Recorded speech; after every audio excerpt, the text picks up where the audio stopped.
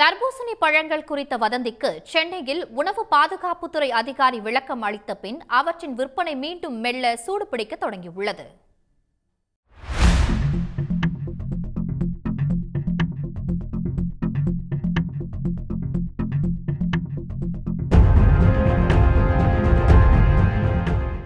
ரசாயனம் கலந்த தர்பூசணி பழங்கள் உணவு பாதுகாப்புத்துறை அதிகாரிகளால் அதிக அளவில் பறிமுதல் செய்யப்படுவதாக சில நாட்களாக சமூக வலைதளங்களில் வதந்திகள் பரவின.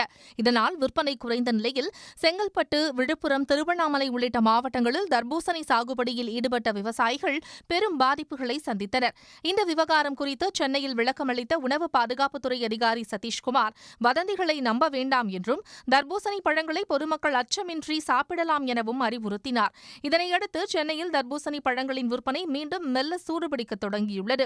சென்னை வள்ளுவர் கோட்டம் அருகே 40 வருடங்களாக சீசன் நேரத்தில் தர்பூசணி வியாபாரம் செய்து வரும் வியாபாரி குமார் என்பவர் இதுவரை எந்த கலப்படமும் இன்றியே தர்பூசணி பழத்தை விற்பனை செய்து வருவதாக தெரிவித்தார். சார், இந்த தர்பூசணி நான் 40 வருஷமாக பண்ணுறேன். அதுக்கு முந்தைய சீசனுக்கு வருஷத்துக்கு ஒரு 3 மாதம் தான் சார் வரும்.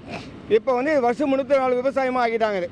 இந்த இடத்துல நான் 40 வருஷமாக பண்ணுறேன். இந்த இடத்துல பிஸ்னஸ் பண்ணி எனக்கு ஒரு 36 வயசில் பயிர்க்கிறாங்க. இந்த இடத்துல தான் நான் பிஸ்னஸ் பண்ணியிருக்கிறேன்.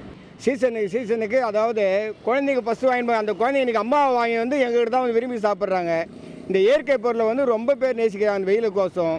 இப்போ நிறையா அந்த வதந்தி இங்கே கிளப்பி இதுமாரி இதில் ஊசி போடுறாங்க, கலர் ஏற்றுறாங்க அப்படிலாம் விவசாயிங்க பண்ணவே முடியாது சார். இது கோடை காலங்களில் தர்பூசணி சாப்பிடுவது மிகவும் நல்லது என்பதால் தினமும் தர்பூசணி வாங்கி உண்பதாக பொதுமக்களும் தெரிவித்துள்ளனர்.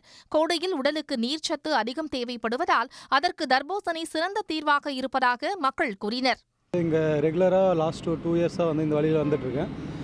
எவ்ரி மார்னிங் நான் அடிக்கிற வெயிலுக்கு இங்கே ஒரு தர்பூசணி சாப்பிட்டு தான் நான் போவேன். வதந்தி ரீசெண்ட் டைம்ஸ் நான் பார்த்துருக்கேன்.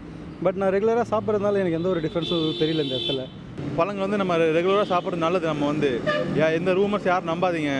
நான் டெய்லி தான் சாப்பிட்றேன். இந்த மாதிரி சம்மர் டைமில் சாப்பிடுங்க. எந்த ரூமர்ஸ் நம்பாதீங்க. பழம் நல்லா தான் இருக்குது, நம்பி சாப்பிடுங்க. வதந்தி காரணமாக பல மாவட்டங்களில் தர்பூசணி பழங்களின் விற்பனை மந்தமாக்கி இருந்த நிலையில் மீண்டும் விற்பனை மெல்ல அதிகரிக்க தொடங்கியுள்ளது. தர்பூசணி சாகுபடி செய்த விவசாயிகள் மற்றும் வியாபாரிகள் மத்தியில் இது ஆறுதலை அளித்துள்ளது. உடனுக்குடன் செய்திகளை தெரிந்து கொள்ள சன் நியூஸ் பெல் ஐகானை கிளிக் பண்ணுங்க.